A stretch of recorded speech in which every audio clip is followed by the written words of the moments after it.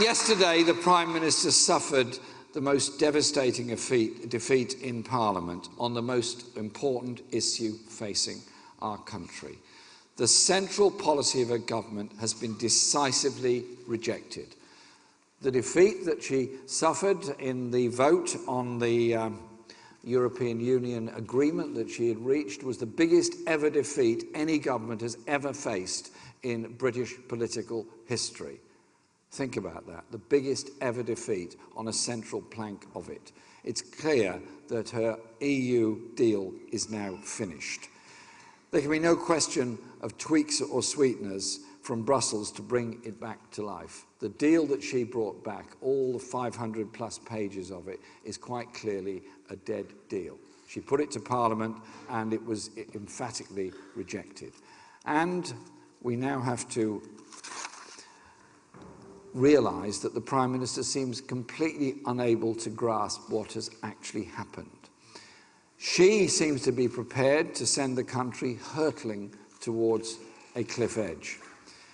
To get a deal that can command a majority in Parliament, Theresa May has to ditch the red lines and get serious about proposals for the future.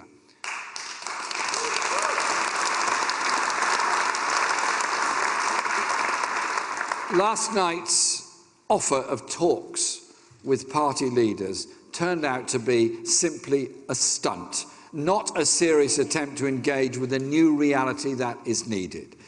No sooner had she said the words in Parliament than the government confirmed that she would not take no deal off the table.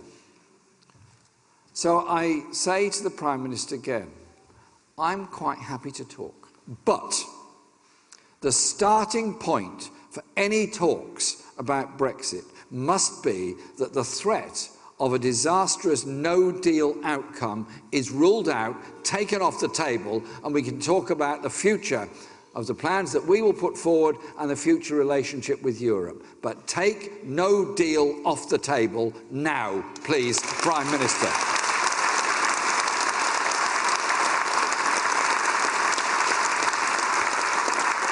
And if she won't accept the will of Parliament to take no deal off the table, it will show that she simply isn't serious about reaching a deal.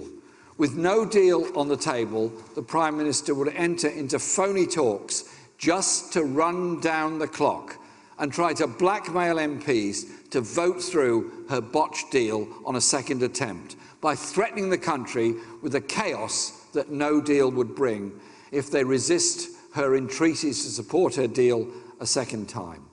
Instead, Theresa May should show us that she's serious about getting a deal that Parliament supports and that brings the country together by immediately ending the waste of hundreds of millions of pounds of public money preparing for a no-deal outcome which simply cannot take place. The government has set aside £4.8 billion to prepare for no deal. There's so many better things that money could be spent on. Instead, could support our cash-starved public services.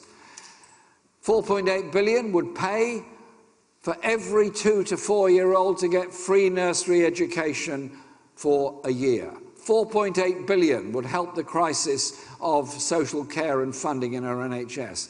£4.8 billion would help the crisis of rough sleeping homelessness. £4.8 billion could do so much for youth services and young people around our country, but no, the government is prepared to spend £4.8 billion of our money on preparing for a no-deal Brexit in order to try and threaten MPs into voting for her deal, which has already been declared bankrupt by Parliament itself. Prime Minister, take it off the table and have a serious discussion about how we approach the future.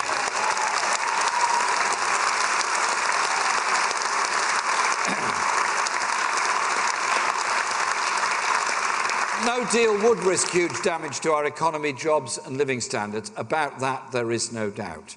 So Labour is open to discussions because we must end the crisis caused by the government's botched Brexit negotiations and find a solution that meets the needs of the whole country.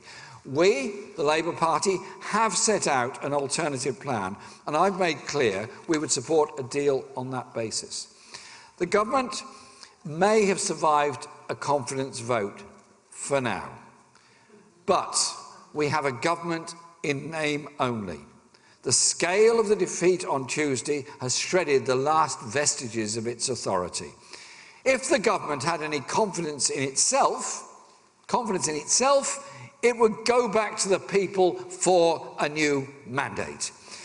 While Brexit consumes all the government's energy, the vital issues that affect people most directly, cash-starved schools, the NHS at breaking point, rising bills, unaffordable houses, have all gone to the back of the queue. 2.5 years of Brexit bungling and failure have left Parliament in deadlock. Nothing can be decided, nothing can get done. We believe that the best outcome for this crisis, for the country as a whole, remains calling a general election to break the deadlock and find a solution that works for the whole country.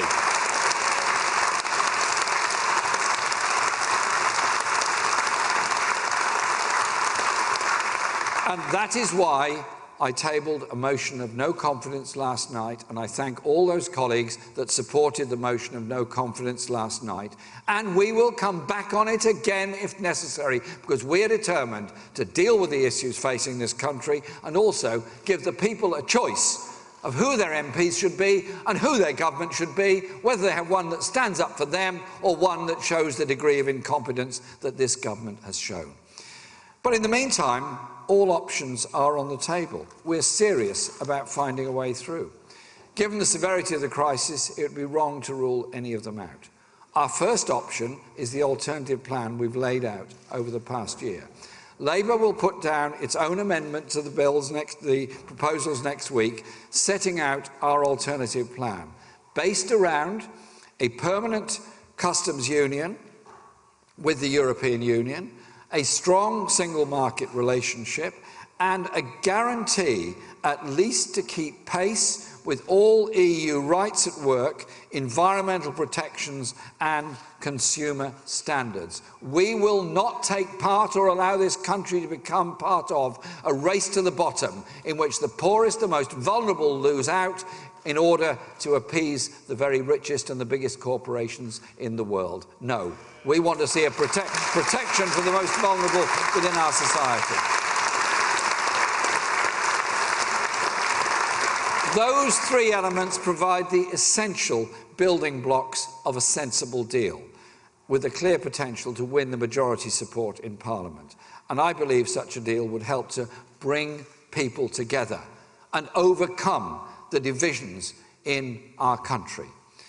But if the government remains intransigent, if support for Labour's alternative is blocked for party advantage and the country is facing the potential disaster of no deal, our duty will then be to look at other options which we've set out in our conference motion, including that of a public vote.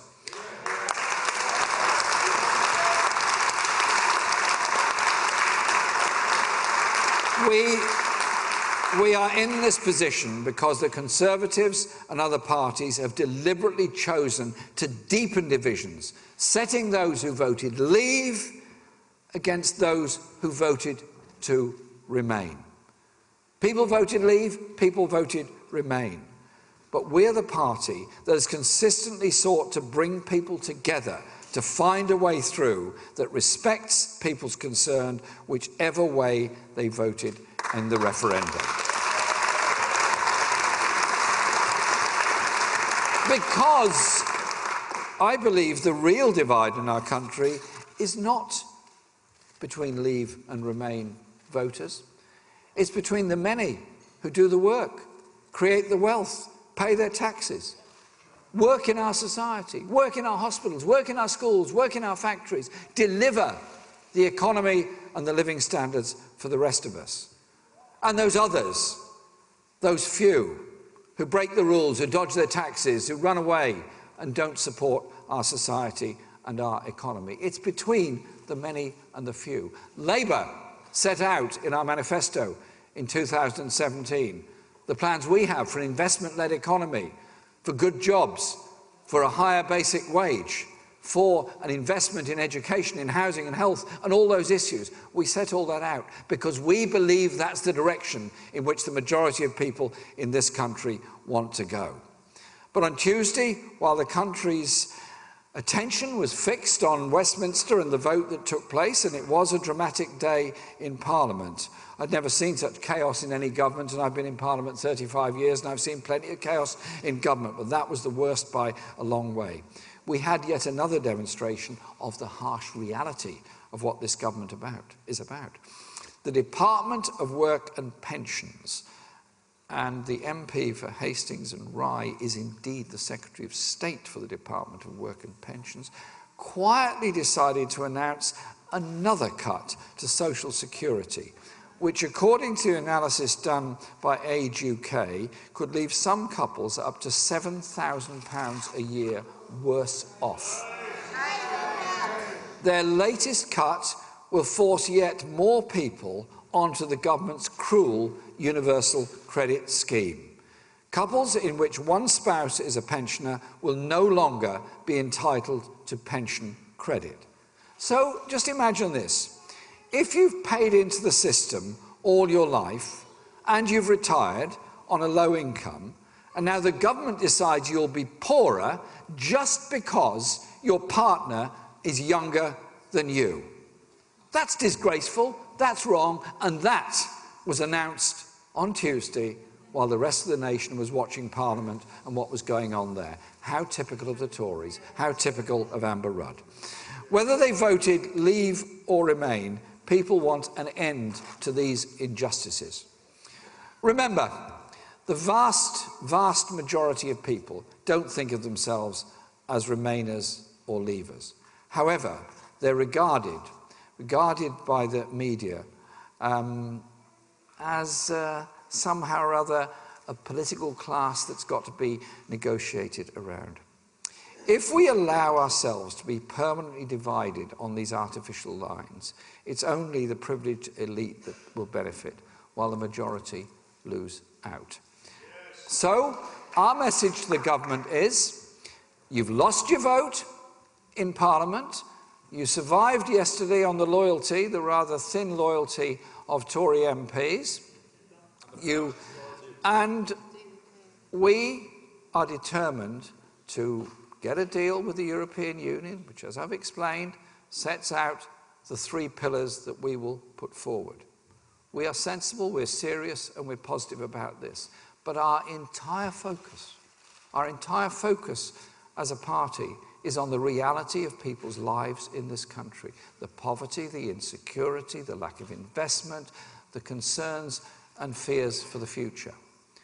Bring people together to create that better society and that better world.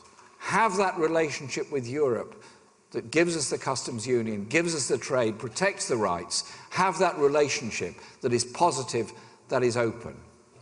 I want to live in a country that doesn't rely on food banks, that doesn't rely on payday loans, that doesn't rely on loan sharks. I want to live in a country where people feel engaged, enthused, and positive for the future. That is the Labour way, and that will be the forefront of our minds during the next few weeks of crucial debate and voting in Parliament. Deliver a society that works for all, not just the few.